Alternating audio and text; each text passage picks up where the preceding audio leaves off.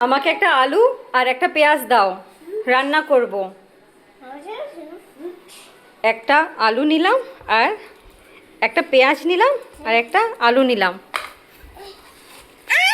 রান্না করব তো। দাও দাও।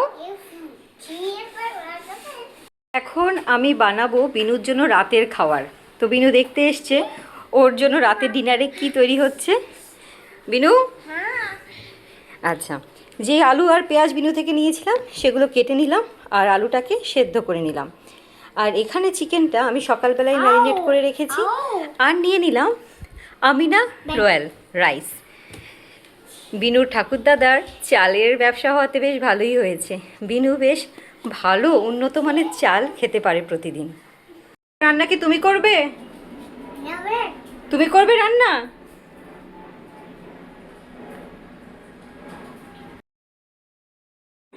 আজকে ঠিক করেছি বিনুর জন্য বানাবো তেহারির মতো কিছু একটা। তো নিয়ে নিলাম 1 চামচ ঘি, প্রেশার কুকারে ঘিটা গরম করার জন্য বসিয়ে দিলাম। তারপরে পেঁয়াজগুলোকে হালকা করে ভেজে নেব যতক্ষণ না ওটা ব্রাউন কালার হয়ে যায়। এটা আমার ছেলের জন্য রান্না করছি বলে কথা, এখানে কোনো শর্টকাট করব না। বিনুকে আমি প্রিন্স ট্রিটমেন্ট দেওয়ারই চেষ্টা করি। আচ্ছা, এই যে সেদ্ধ করা আলুটা আছে ওটাকেও একটু ভেজে নেব।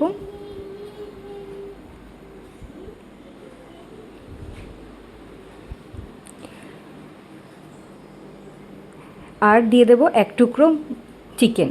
বিনু এমনিতে চিকেন খায় না, যে কোনো মাংস খায় না, তবে যে কোনো মাংসের আলু আর ঝোলটা বিনু পছন্দ করে। তো এখানকার আলুগুলোই বিনুকে খাওয়াবো। তো এটাও একটু ভালো করে কষিয়ে নিলাম।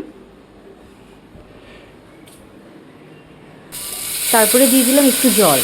জল না দিলে চিকেন, আলু, পেঁয়াজ এগুলো সব পুড়ে পুড়ে যাচ্ছিলো। তো আরও একটু ভালো করে নেড়ে চেড়ে নিচ্ছি। যতই হোক ছেলের জন্য রান্না করছি বলে কথা। আজকে আর বাড়ির জন্য কিছু রান্না করিনি, আজকে স্কিপ করে দিয়েছি বাড়ির রান্না। তো এখানে মিশিয়ে নিচ্ছি কিছু মশলা, যেমন হলুদ, একটু জিরা, একটু ধনে। তবে মাংস যে আমি ম্যারিনেট করেছিলাম সেখানে আমি সমস্ত কিছু দিয়েছিলাম, যেমন টক দই, ধনে, তারপরে গরম মশলা, সর্ষের তেল, যা যা মশলা আছে সমস্ত কিছু। তো এটাকে একটু ভালো করে কুক করে নেব, যেহেতু চিকেনটা একদম কাঁচা আছে। এখানে আলুটা যদিও সেদ্ধ, সমস্ত কিছুই রান্না করা, কিন্তু চিকেনটা একদম কাঁচা, তাই এটাকে আরও একটু জল দিয়ে ভালো করে কুক করে নেব। নাহলে কাঁচা মাংসের গন্ধ হলে বিনু খায় না। বিনু কেন, কাঁচা মাংসের গন্ধ থাকলে আমরা কেউই কোনো খাবার খেতে পারি না। একটু মিশিয়ে নিলাম মিট মশলা, যদিও বাচ্চাদের খাবারে এত মশলা ইউজ করতে নেই, তাও 1 চিমটে দিয়ে দিলাম যাতে মাংসের গন্ধটা চলে যায়। আর দেখো, এখান থেকে সকালে যে ম্যারিনেট করে রেখেছিলাম সমস্ত মশলা দিয়ে, সেখান থেকে একটু মশলা জলটা মিশিয়ে দিলাম। বিনুর খাবারে আমি চেষ্টা করি কম মশলা আর একদমই লঙ্কা অ্যাভয়েড করার। তারপরে ভাতটা যেটা ফুটিয়ে রেখেছিলাম সেটা মিশিয়ে দেব। দেখো কি সুন্দর ঝরঝরে চালের ভাত। আমি বিনুর জন্য বাসমতি চালের একটা প্যাকেট সবসময় আলাদা করে রাখি। বললাম না, বিনুকে চেষ্টা করি প্রিন্স ট্রিটমেন্ট দেওয়ার। তো আমি আর তাপস বা বাড়ির অন্যরা নর্মাল মিনিকেট বা অন্যান্য চালও আমরা খেয়ে নিই, কিন্তু বিনুর জন্য এই চালটা আমি তুলে রাখি। তো এটা আরও কিছুক্ষণ কুক করব।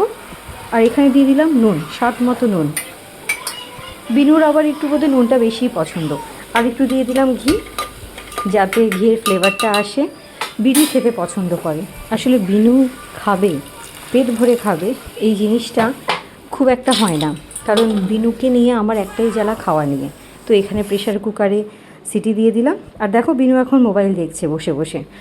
আর ওই যে বিনুর জন্য রেডি হলো চালের বস্তা, ওখানে মোবাইল স্ট্যান্ড বানিয়ে পছন্দ হয়, দেখা যাক বিনু খায় কিনা।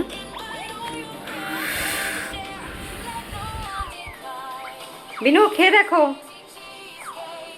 গরম ধোয়া উঠছে। হ্যাঁ, ফু দাও। বিনু খেয়ে নাও।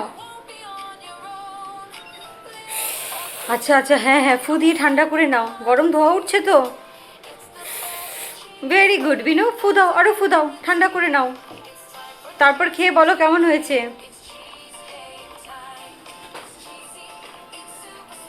বিনু, খেয়ে দেখো, বিনু টেস্ট করে দেখো। আচ্ছা, বিনু এরকম একটা দুটো করেই ভাত খায়, তারপরে যখন 10 মিনিট হয়ে যাবে, ভাত ঠান্ডা হয়ে যাবে, তখন বিনুর মনে হবে এই খাবারটা আর আগের মতো টেস্টি নেই। বিনু ভালো হয়েছে?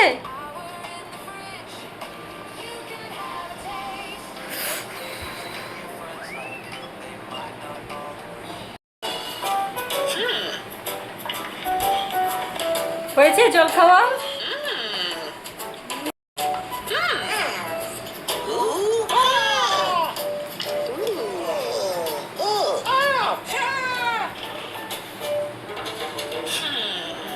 হ্যাঁ, দেখো খাবে না বলে জল ঢেলে দিল।